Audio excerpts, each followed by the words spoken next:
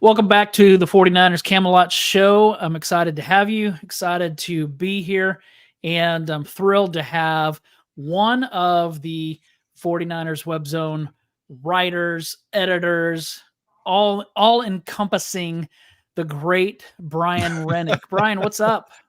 Well, thank you, Mark. I appreciate you throwing that word great in. Yeah, things are good. I think I've emotionally recovered from the first half of the NFC Championship game, and I am just waiting for Super Bowl Sunday to come around. I think next week is going to be a really, really long week. But yeah, things are good. We've got some fun things planned for No Huddle podcast. We had Jacoby Shaddix, the lead singer of Papa Roach, was on with us yesterday. Nice. That was fun to talk to him again. We talked with him at the beginning of the season, and once we made it to the Super Bowl, I was like, we got to get him back on. And so yeah, it's been good, and we got I know we have Matt Hamilton coming on from the NFL Network and formerly with Kay Adams, and then we're also working on a couple other larger names. Hopefully we can get on next week as well. That's cool. Y'all do have some great guests on there from time to time. That's all Al. Do you go Al live? is well connected. Are you live or do you record it and then put it out? So we just record and then put it out. Again, the No Huddle podcast is a part of the Odyssey Network, and so we don't go live. But what's funny is we just today in a thread with myself and Al and our boss David Bonilla, the managing editor of 49ers Webzone, about possibly looking into YouTube and doing more live streaming, just to try and increase revenue, if you will. But for a while we were going live, and then we realized, hey, if we go live, then that might take away some of the downloads, and since it's downloads that get us paid, we might as well just put out the audio format. So I don't know. We'll see what happens in the coming, I guess, weeks and next season. But yeah, as it stands right now, it's just the podcast itself. Yeah, I was wondering because I always catch you, the audio format. I have it set up where it just automatically downloads. And, thank you, appreciate it. But I've never remembered seeing y'all live, so that's why I wanted to ask and see about that. So yeah, Brian does it all. If you ever read anything that I write on 49ers Webzone, chances are this guy is the one who's combed through, found my mistakes, and corrected them. So you can thank him. There's not many, Mark. There's not many. Well, I use this. Gosh, what is the name Grammarly? of this? Grammarly, yeah. And you probably are the one that told me about it. And sometimes it recommends a change, and I'm like, I know I'm right on this, and so, but I guess there's new ways of using grammar, like because. If you're listing three things, and I know our listeners don't really care about this, but if you're listing three things, it's Mark, Brian, and David, and it's always making me want to go Mark, Brian, and David, and I don't know. Mark, where I got to tell you, the one that it suggests is correct. If it's a list, you have to put that second comma before the and. All right. So that you are specifying three different people and not Mark and then Brian and David, right? Like as a duo. If we were a duo, then you wouldn't have to. But if it's three individual people, you got to put that one in. All right. So hey, here on the 49ers Camelot Show, we don't only talk 49ers, we educate you on grammar. So there you have it. That is my day job. So it makes sense. Yeah. All right. Well, let's jump into this. You talked about how you've recovered from the trauma of that 17-point halftime deficit. What was going through your mind when that was going on, especially when you look at the first half? They weren't doing anything right, especially on the defensive side. Yeah, I thought it was going to be a shootout. Like I genuinely didn't believe that the 49ers defense, the way that they've been playing lately, was going to be able to corral this Lions offense. And so my final score prediction was 31-27. So I felt like I was kind of, on track with that thought. But the way that the offense wasn't able to perform against that Detroit Lions defense, which wasn't a great defense, but what they were was really good against the run. And, so I thought the game plan that Kyle Shanahan had against Green Bay, I was like, that's the game plan to implement against Detroit. And the game plan that he implemented against Detroit, I was like, this should have been the one you implemented against Green Bay, right? Green Bay was their weakness was run defense, and Kyle Shanahan came out, guns blazing with Brock Purdy in the rain. And then for the Lions, their only strength on defense was run defense, but highly, highly susceptible to the pass. In fact, the previous 6 games they played, they'd given up 350 yards through the air.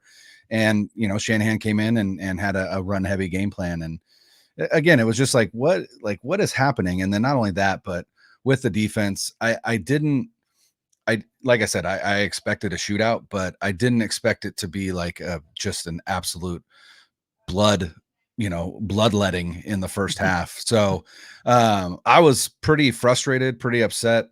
In fact, I was like, well, this, going into halftime down 24-7, I'm like, this game is over. The only, the only positive that I had going into halftime was, well, at least we held them to that field goal to end the half. Because if they went down 28-7 and a half, I was like, no, like this is, this is not it. So I'll be perfectly honest. I started hate watching the second half, right? I was like, I don't even want to watch this game. Like, I don't want to watch them lose.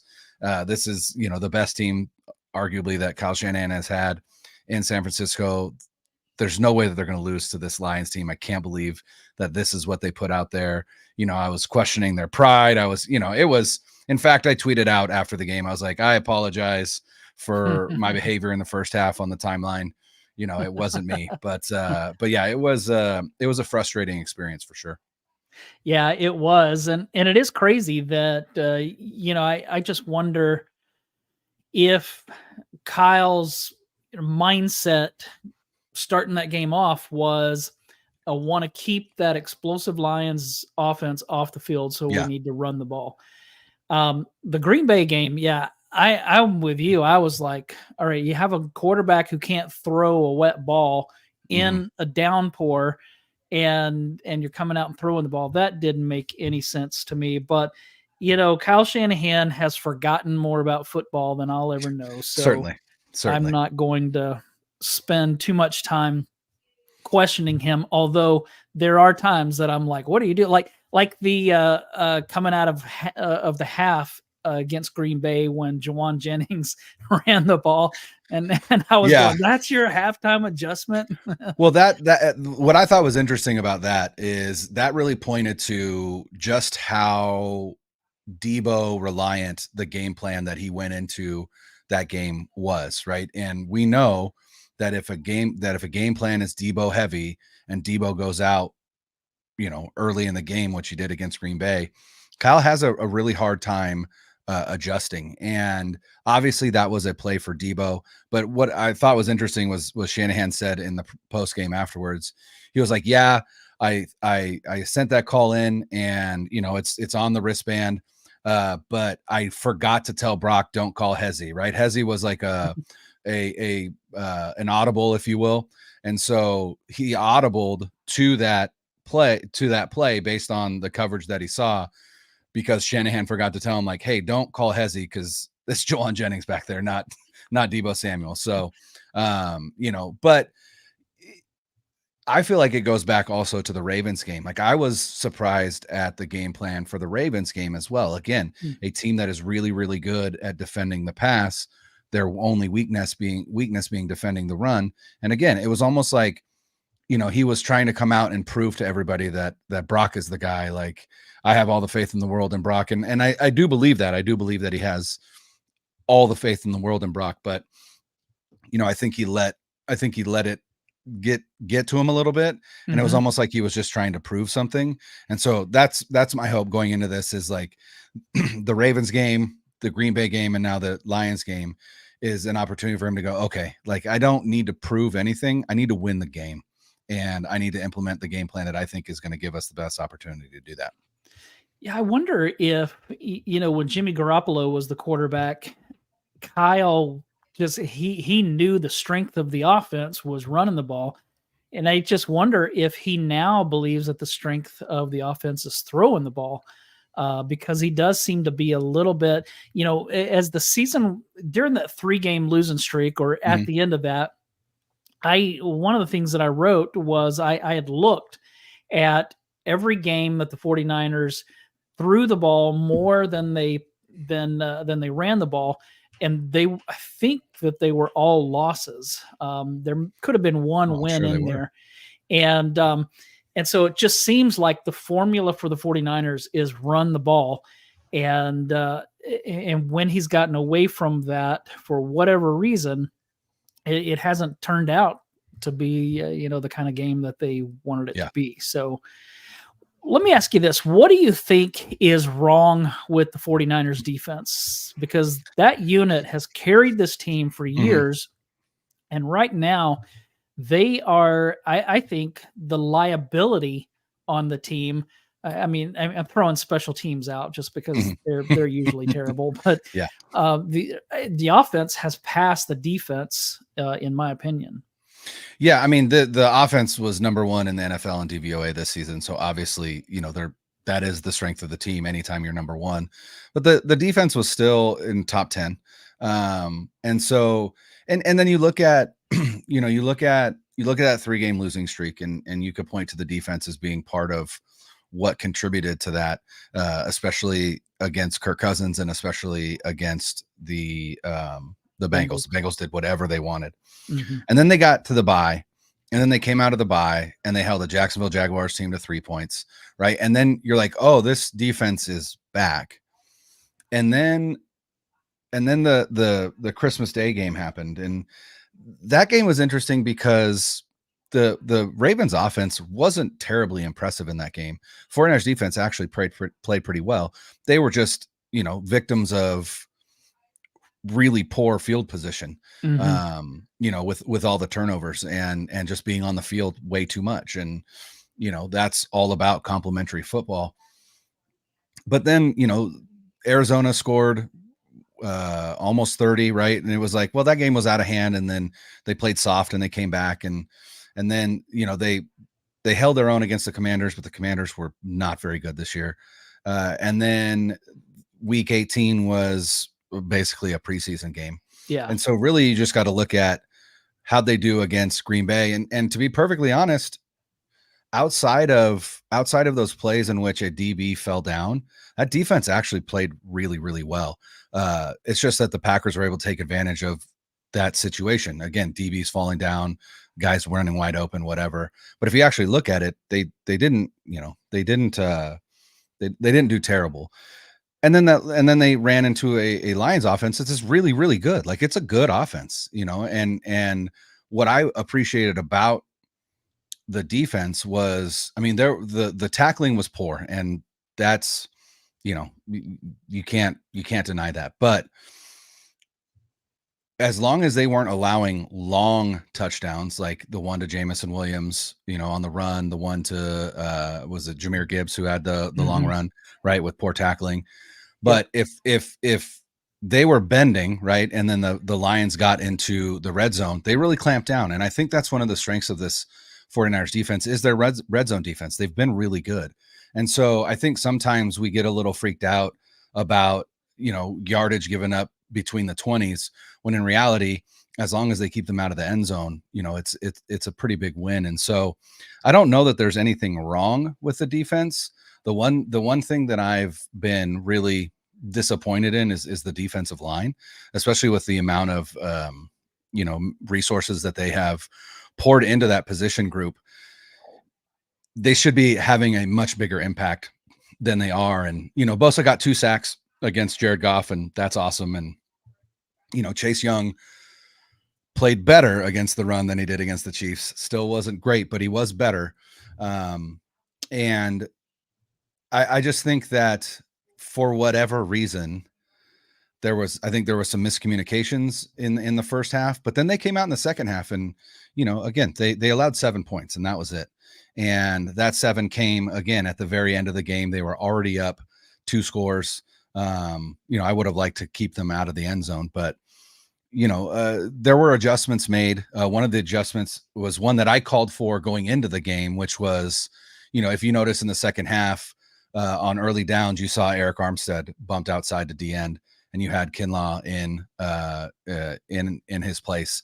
And I said that should have been. I think that should have been a change made at the very beginning, especially against this Lions team that is really good at running the ball, because Chase Young just wasn't setting the edge against Green Bay like you wanted him to. And again, you notice they didn't run the ball very well in the second half. I think they abandoned it more than they didn't run it well. Mm-hmm. And thank you to Ben Johnson for that, because that was a huge point in terms of coming back in that game. But like I said, I don't think there's anything wrong with the defense. And I think with 2 weeks and a this is it mentality, I think we're going to see a pretty impressive performance from them, especially against a Kansas City offense that, outside of Patrick Mahomes, it's just not very good. If we're being perfectly honest, it's not dynamic, right? The Chiefs scored 14 points on their first 2 drives against the Ravens, and then scored 3 the rest of the game and still won. Mm-hmm. And that is, again, largely due to that really impressive Chiefs defense. But outside of Patrick Mahomes and Travis Kelce, right, Rashee Rice is he's emerging, but he's not there yet. And Pacheco is a nice back, but they don't run the ball very well. In fact, Al, my podcast partner on No Huddle, Al Sacco, tweeted out yesterday that there were only 3 games this season in which the Chiefs defense allowed more than 20 points. And it was 24, 24, and 27. And they were 1-2 in those games. But the through line for all 3 of those is that each team that they faced ran the ball really, really effectively. It was the Packers, the Broncos, and the Bills. The Broncos ran it like 40 times. The Packers only ran it like 25, but they had, I think, almost 150 yards on the ground. And then the Bills with Josh Allen and were running it all over them. So, I think this team is susceptible, but I think if the 49ers defense plays up to its potential, I think they can put a nice showing against Patrick Mahomes in that offense. Yeah. Yeah. And it's interesting that you mentioned Eric Armstead moving to the outside, because in 2019, that's what they did. They had him on the outside on the base downs. Yeah. And then on the obvious passing downs, he moved inside, and D Ford came in. So that is interesting that they went to that. So one of the things that I think, when I think back to Super Bowl 54, is that 49ers are playing well. Then they gave up the lead, obviously. Then when you really needed Jimmy Garoppolo to lead the team down the field, he wasn't able to do that. And Chris Jones kind of muddied the waters, kind of took over the game. What do you think about this with Brock Purdy? Is he just that different than Garoppolo in that, hey, this is a guy that we can actually trust to bring the team back? He's done it the past 2 weeks. Now, hopefully they don't get down and have to come back. But do you have more confidence in him that when the game's on the line, there's one more drive, that he's going to be able to get it done, or at least have a better shot at it than Garoppolo did? I do. I genuinely do. And I think it has everything to do with what we see from Brock Purdy in the pocket specifically. I think once Jimmy Garoppolo suffered that knee injury, he was never the same as a player, as a quarterback, but more specifically in the pocket. He became very, very, very antsy in the pocket, and any hint of muddiness, and he was either throwing it away or throwing it into danger or whatever the case may be. And so with Brock, like you saw it against Detroit, like not only is he able to escape the pocket and either extend plays or make plays with his legs, which Jimmy Garoppolo wasn't able to do, especially post knee injury, but he also just stands in there and is willing to take a hit. And the example is that that throw to Brandon Ayuk that was incomplete, but he got absolutely blasted by Aleem McNeil. But he wasn't afraid to stand in there and deliver that ball. And it was or no, he completed that. That was a completion. And it was like 25-yard completion. And so that's where my confidence stems from, is not only what I've seen from him in the pocket, but also, again, over and over and over and over, this guy has displayed the fact that there doesn't seem to be a moment that's too big for him. Mm-hmm. He played shaky against Green Bay, and he played shaky in the first half against Detroit, but I don't necessarily think that was because the moment was too big for him. But what I think is interesting is against Green Bay, that moment where Ray McLeod ran the wrong route, right? And you can see Brock yell at him, "What the F are you doing?" And from that moment on, he was lights out. Yeah. And then against Detroit, there was another moment, and I can't remember specifically what it is, but it was a negative moment. It was almost like that anger kind of broke a little bit of whatever it was, like the mental block that he had or whatever. And then again, from that point on, he was lights out. So, I think he's, the Super Bowl is the Super Bowl. And if he's not nervous going into the Super Bowl, I like, maybe he is maybe he is an android, like Kyle Brandt thinks. But yeah, I have a lot of confidence in Brock, and I don't think this needs to be a Brock Purdy game for them to win. In fact, I think it needs to be a Christian McCaffrey game for them to win. But I don't fear Brock losing the game for us, like I started to fear with Jimmy Garoppolo post Super Bowl 54. Yeah. Yeah, I mean, obviously the big throw to Brandon Ayuk that was deflected off of the defender was maybe the biggest play of the game. But the two plays where Purdy was running to his left and then threw back to his Jennings. right to Jennings, the great one-handed catch. That was one of those that I was like, whoa, what are you doing? And then, Jennings came down with it. Yeah. The one play though, where he escaped the sack, ran to his left and threw this ball to Juszczyk, who made this picture perfect catch. That was big league. I just thought that was great, but I'm kind of incredible play. Yeah, I'm kind of with you that for the Super Bowl, I think that there needs to be more running the ball. Why do you think that so many people seem to hate Brock Purdy? I mean, whether it's Cam Newton or Nick Wright or whoever it is, why? Like Nick Wright was on with Damon Bruce just a couple of days ago, and I watched a good portion of that because I wanted to see what he said. And he still was I mean, he was not letting up on his, Brock Purdy is the whatever best player on the 49ers. How can he be considered to be the league MVP? Player. Yeah. And if that's the case, you can't make him the league MVP, except for the fact that he plays the most important position in all of professional sports. But whatever, I like, why do you think that so many people who loved those underdog stories and who loved Kurt Warner, but now just are coming after Brock Purdy?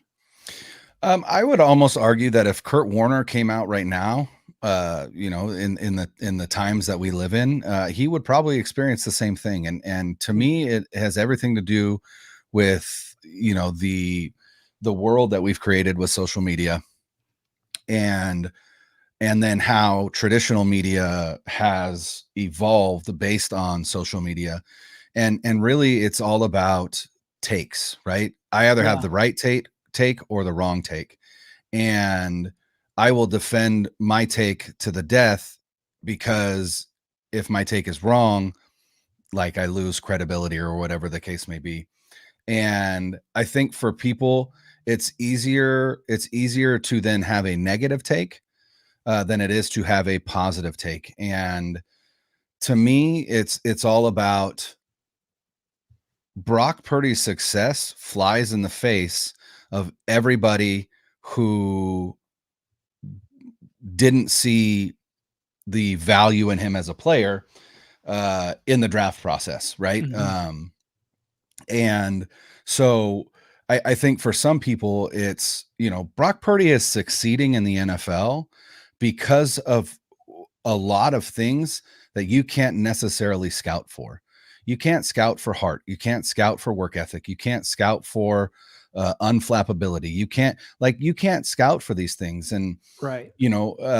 we're so obsessed with the physical tools of a quarterback. And I will admit that I was as well. And I still had questions going into the season about Brock Purdy and about giving up on Trey Lance, a physically superior quarterback, Mm-hmm. for a quarterback who doesn't possess the same kind of tools that Trey does.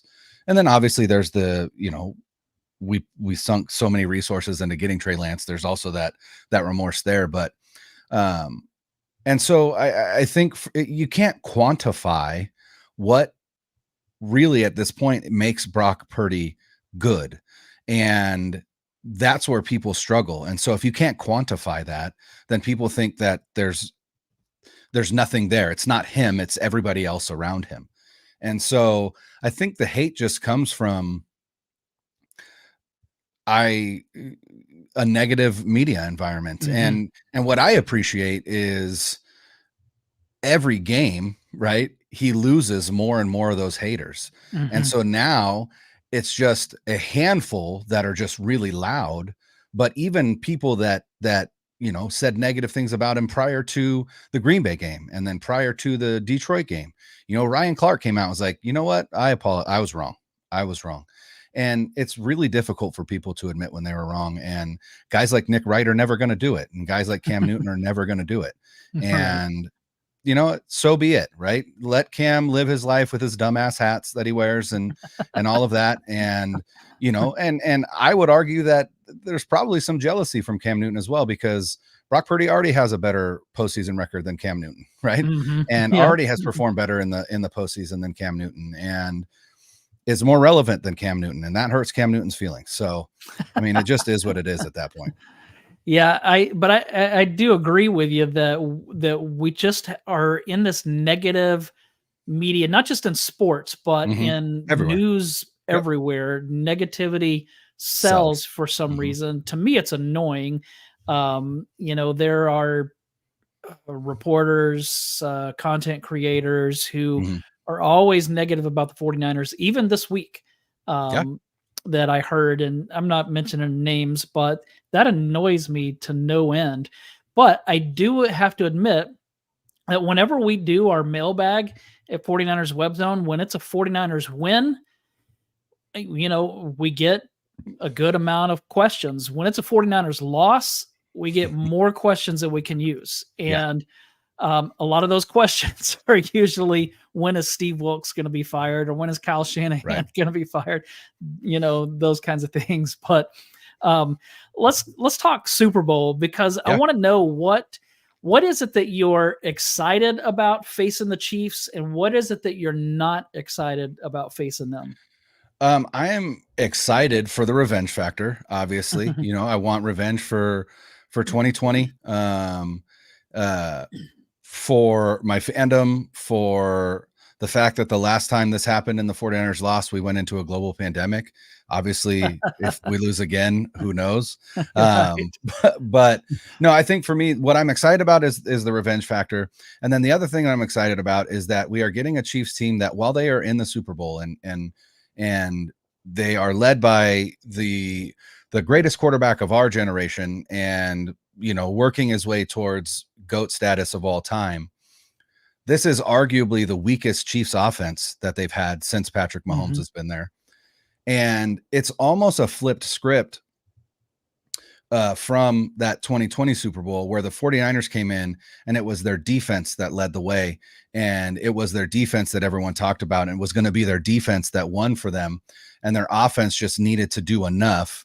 And then it was the Chiefs came in, and it was like, that offense is unbelievable, and their defense is just average at best. But this time it's the 49ers come in with the significantly better offense. And while they still have a good defense, it's not quite at the level of 2019.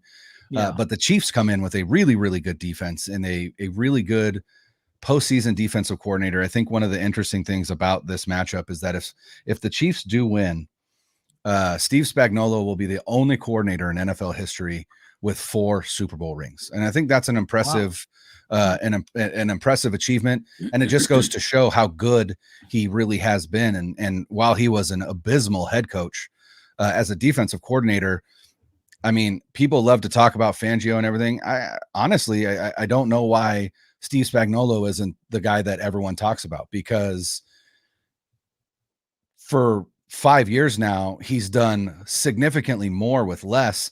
And now they've got more talent on that side of the ball than arguably they do on the offensive side of the ball. And that defense has played well all year. Whereas it was, average in the regular season, and then they turned it on in the postseason. This time they've been really good all year. And so, that little difference, I think, is interesting. And, we know how the 2020 Super Bowl, ended up, the team with the better offense ended up winning it. And so now it's like, well, we're coming into it with the better offense. Does this mean that the 49ers have a better shot than they did in 2020? And I genuinely think they do.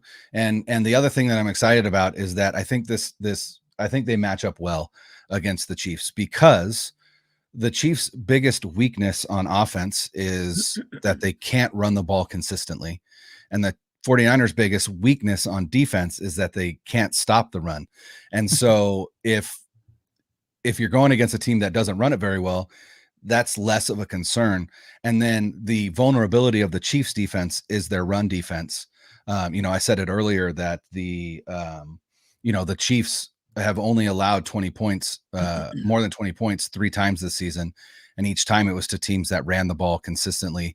And they were 1-2 in those games. And the 49ers obviously have the best running back in the NFL. And, the Lions, right? The Lions came into to that NFC Championship game with the number 1 run defense in the NFL. They had not allowed an individual rusher to rush for more than 70 yards in a game, and McCaffrey got 90. Yeah. And so he was the first running back to do that. And if he can do that against the best run defense in the NFL, well, what's he going to do against a suspect run defense? And so I think those are the things that excite me. Yeah. And, for those that may think that Spagnuolo is washed up or that he's not that good, all we have to do is go back to 2007 when he faced maybe the greatest offense of all time with Tom Brady and Randy Moss.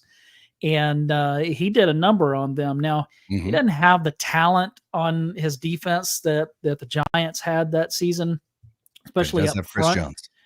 Right. He does have Chris Jones, and we know all too well about Chris Jones. But, just what he was able to do in that game was pretty impressive. So you've talked about them, their defense a couple of different times. Are you more concerned about facing their defense or facing Patrick Mahomes? I'm more concerned about facing their defense. Again, that's no shade on Patrick Mahomes, but we've seen this Chiefs offense all season and even all through the postseason. And while they've played well enough to win, it was never their offense that won them games. It was always their defense. And their defense won them their 3 playoff games as well. So while Patrick Mahomes is Patrick Mahomes, it's just not it's not a very good offense this year. It's not an impressive offense. They've got Patrick Mahomes and they've got Travis Kelce, and then they don't have much else past that. And so, obviously Travis Kelce came out like a man possessed against the Ravens and did what he did. But, I have far more confidence that the 49ers defense can handle a Chiefs offense that wants to feature Travis Kelce, better than a Chiefs offense that wants to feature Travis Kelce and Tyreek Hill and Sammy Watkins and all that speed and everything. That's the thing that's missing from this Chiefs offense. And that's where I feel like, again, while this defense might not be as good for the 49ers as it was in 2020, it's still filled with stars, and I think they can make their presence felt. Finish this sentence. If the Super Bowl comes down to a Jake Moody field goal attempt, I will shit my pants. I will have zero confidence. I will have zero confidence. And that sucks, but it is what it is. I appreciated that he came back in Detroit in that Detroit game and did kick a field goal, and he didn't miss any of the extra points and whatnot. But he just hasn't been consistent enough for me to have any confidence whatsoever. So if it comes down to a Jake Moody field goal, I mean, I will make a deal with the devil for him to make that field goal, because that scares me. Yeah, and I think that next season he'll be more consistent. Rookie kickers rarely do well their rookie season. So, and he didn't do poorly. No, he didn't. Yeah. It's just been a few moments there that were tense, that were big moments that he's missed. And we probably are just focusing on that. It's like I could have 100 people listen to something that I say and have 99 come up and say, great job. And the one person that says you suck, I am going to walk away going, gosh, man, I suck. Yeah. And so I just think that's what we do. Here's an interesting question. When Ambry Thomas went out in the second half of the NFC Championship game, Logan Ryan came in and played the nickel, and Diamador Lenore went outside. It worked really well. And this is one of the questions that I got in the mailbag. Somebody asked, do you think that they'll start Logan Ryan instead of Ambry Thomas? I want to get your thoughts, because the way that I answered is no. They're going to go back to Ambry Thomas if he's healthy, simply because they're facing Patrick Mahomes and they're going to want their best cover guy out there. And Ambry, for all of his issues, is probably a better cover guy than Logan Ryan. What do you think? Because if the Chiefs do start running the ball, or Ambry starts really messing things up, which is certainly not certainly doable. Yeah. Could they make that change again? I think they could. What I thought was interesting was that it wasn't Womack or Luter who came in, right, to play the outside and keep Lenore in at nickel. One of the reasons why they like Lenore at the nickel is because Lenore is really good in run defense. And so I think that's also partly why they did put Logan Ryan in and then bump Lenore out, because again, Ryan as a safety, right, is more adept at defending the run. And so I think, I mean, I honestly, I think it depends on what the Chiefs come out and do. I would assume that they aren't going to start Logan Ryan as the nickel corner. I think they will keep as long as Ambry Thomas is healthy. He did leave that game with an ankle injury, and we don't know, what his status is going to be for the game. So there's that aspect of it. But outside of that, I don't think that they're going to change things up just based on how things went in the second half, because, any time that you change things up like that, it's not terribly easy on the defense, because again, you part of defense is trusting the guys you're playing with. And if you're not used to playing with some of those guys, then it can, there's going to be miscommunications and things like that. So, so I honestly, I don't know. I don't assume that they'll change things up, but if Ambry Thomas is not available, I would venture to assume that will be the, the personnel in nickel packages is Lenore outside and Ryan inside, just because of Ryan's veteran, status, his he's got Super Bowl experience, and Luter is a rookie, and Womack just hasn't necessarily shown a lot, and hasn't played a lot this season. And so even though, Logan Ryan was literally signed while on a Disney cruise with his family in the beginning of December, he still has a lot of experience to lean on. And so if Thomas can't go, I assume that will be the personnel for nickel packages. If Thomas is available, I think they will start with just that package where Thomas is outside and Lenore bumps inside to cover the slot. Yeah, imagine being on a Disney cruise in early December. You get a call, and a couple of months later, you're playing in the Super Bowl. That's Wild. got to be pretty crazy. Wild. I think that Luter and Womack, I just think this coaching staff doesn't trust young players that much until they really know that they can trust them, which makes the fact that they're playing Jair Brown even more impressive. Now, I know that he's playing because of the injury to Talanoa Hufanga, but he didn't play a whole lot in the regular season, yet they're putting their trust in him. I mean, we go back 2 years ago when Elijah Mitchell, Kyle really trusted him. And I think one of the reasons was that he hits the holes like he's supposed to hit them and he doesn't fumble. And I think that that's a big thing. And that built trust for of him for Kyle Shanahan. So what do you think when it's all said and done, will the 49ers bring home Super Bowl number 6? I do. I think that they can and they will win this game. It just feels like it's their year. I think they are better than this Chiefs team as a whole. I think they've got a more complete team. I think the Chiefs are better on defense, but by a slight edge, and the 49ers offense is significantly better than this Chiefs offense, even with Patrick Mahomes at quarterback. And so, I have faith that Kyle's going to go into this game and he's going to go back to that same, that same mindset that he had against Green Bay in the NFC Championship game, where he's going to say, listen, if we win, in order to win this game, we need to run it at least 35 times. And I think they're going to. And it does two things. One, it attacks the biggest weakness on this Chiefs defense.